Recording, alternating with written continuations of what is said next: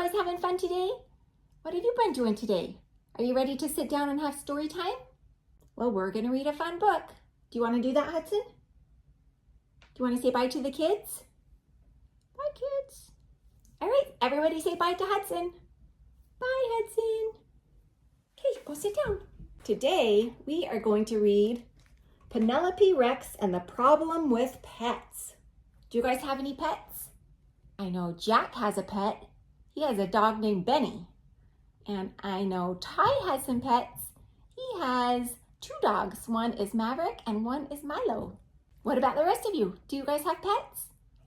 Lots of parents give their kids dogs or cats or guinea pigs or goldfish. Penelope Rex's parents gave her mittens. That must be mittens right there. Ooh, what is that? I don't know. Let's keep reading.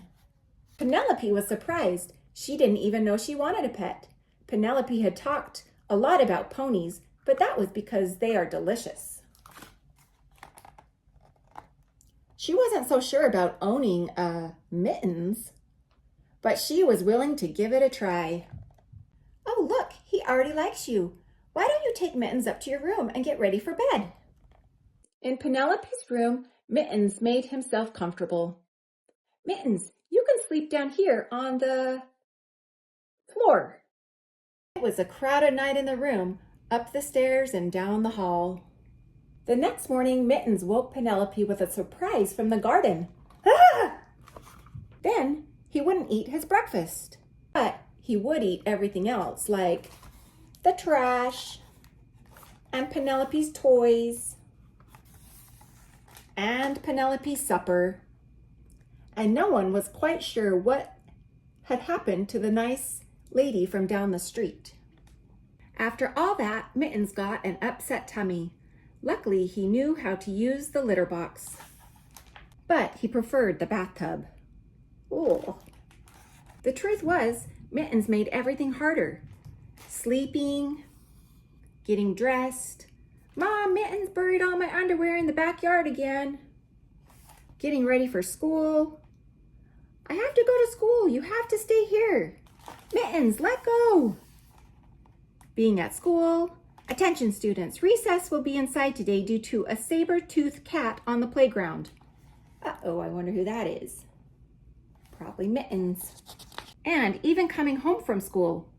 I'm home. Ugh. In fact, coming home from anywhere was harder. After days of mess and mayhem, Penelope was at the end of her rope. Mittens, no! Mittens, no! No, Mittens. Rip. Uh-oh, he ripped the backpack. Bad, Mittens. Bad. And so carrying a patched backpack and lots of feelings, Penelope left for school. I'm sorry, Penny Pie. Maybe Mittens is too much for one T-Rex to handle on her own. But that whole day, everything made her think of Mittens. Was he too much for her? When Penelope got home that afternoon, she braced herself. I'm home. Mittens?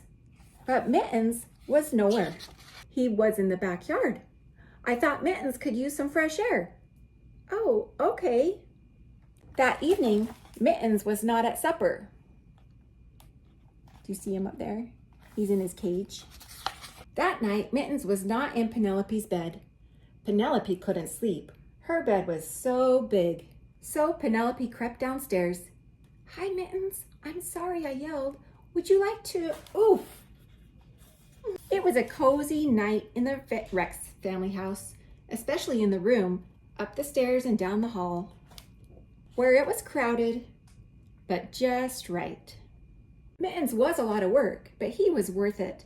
And so with plenty of exercise, loads of training, Mittens, sit, good boy. And lots of family outings, the Rex family learned how to be great pet owners. And in return, Mittens learned how to be not quite as much trouble. He would never be an easy pet, but Penelope did not love an easy pet. She loved Mittens. I'm glad you're you, Mittens, and not a pony. Ponies. Do you like that one? What's your favorite book that Mimi's read so far? Do you have any favorites? That one was pretty fun, about pets. We have a pet, it's Hudson, and maybe you guys have a pet too. They're lots of work, but they're lots of fun, aren't they? Someone has to take them outside or clean their cage or feed them all the time, but we love our pets. All right, well, that's done with story time. I will see you guys next time. Bye.